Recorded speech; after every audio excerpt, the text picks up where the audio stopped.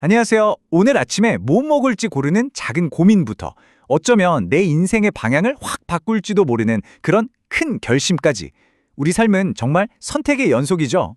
오늘은 바로 이 의사결정이라는 아주 흥미로운 과정을 같이 한번 제대로 펼쳐볼까 합니다. 과연 어떻게 하면 더 나은 선택을 할 수 있을까요?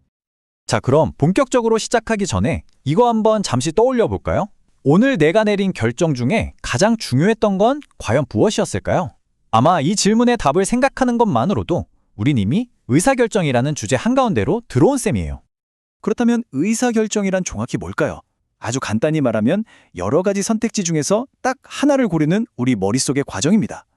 우리 뇌가 수많은 정보들을 싹 걸러내고 장점과 단점을 막 조울질해서 최종적으로 그래, 이거야! 하고 결론을 내리는 거죠.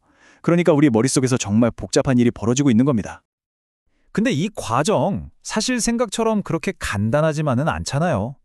왜 우리는 때때로 결정을 내리는 걸 그렇게 힘들어할까요? 여기에는 우리의 판단을 방해하는 몇 가지 보이지 않는 장애물들이 있거든요. 바로 이 장애물들부터 한번 살펴보겠습니다.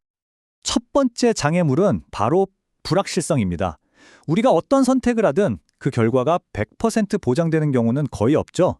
마치 짙은 안개 속을 걷는 것처럼 미래는 예측하기 어렵고 모든 선택에는 크고 작은 위험이 따르기 마련이에요. 이것이 바로 우리가 결정을 망설이는 가장 근본적인 이유이기도 합니다. 두 번째는 친숙함이 놓는 덫입니다. 물론 익숙한 문제에 대해서는 더 빠르고 자신 있게 결정을 내릴 수 있죠. 근데 재밌는 게 뭔지 아세요? 그렇게 빠른 판단이 항상 옳은 건 아니라는 사실이에요. 심지어 전문가들조차 이 익숙함 때문에 더 나은 대안을 그냥 지나쳐버리는 경우가 많다고 합니다.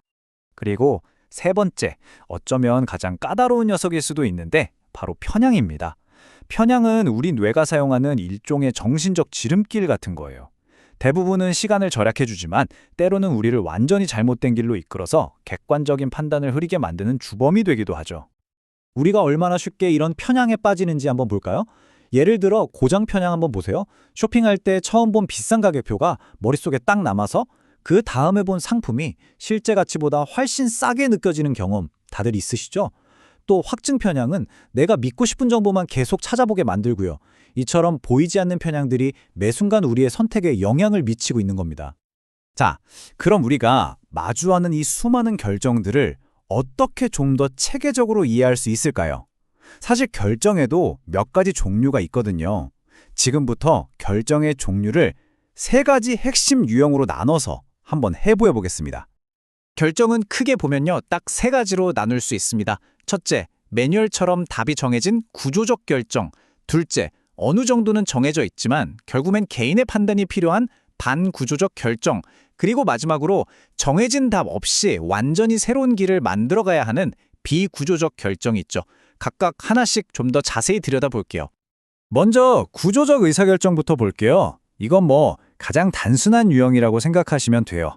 예를 들어 창고 재고가 일정 수준 이하로 떨어지면 시스템이 자동으로 주문을 넣는 것처럼 명확한 규칙과 절차가 딱 정해져 있는 거죠. 매번 깊이 고민할 필요가 없는 아주 일상적이고 반복적인 결정들입니다. 자, 다음은 딱 그 중간에 있는 반구조적 의사결정인데요. 말 그대로 반반인 거예요. 일부는 정해진 데이터를 따르지만 최종 결론은 결국 사람의 판단에 달려있는 경우죠. 예를 들어 새로운 마케팅 예산을 짤 때 과거 데이터는 참고할 수 있잖아요. 하지만 내년 시장 상황을 예측하고 최종 금액을 딱 정하는 건 결국 담당자의 통찰력에 달려있는 것과 같습니다. 마지막으로 가장 어렵고 또 가장 중요한 비구조적 의사결정입니다. 여긴 정해진 답 같은 게 없어요. 완전히 새로운 시장에 진출할지 아니면 세상에 없던 신제품을 개발할지 같은 아주 중대한 문제들이 여기에 속하죠. 과거 데이터도 정해진 절차도 없기 때문에 오직 리더의 통찰력과 직관 그리고 과감한 판단이 결과를 좌우하게 됩니다.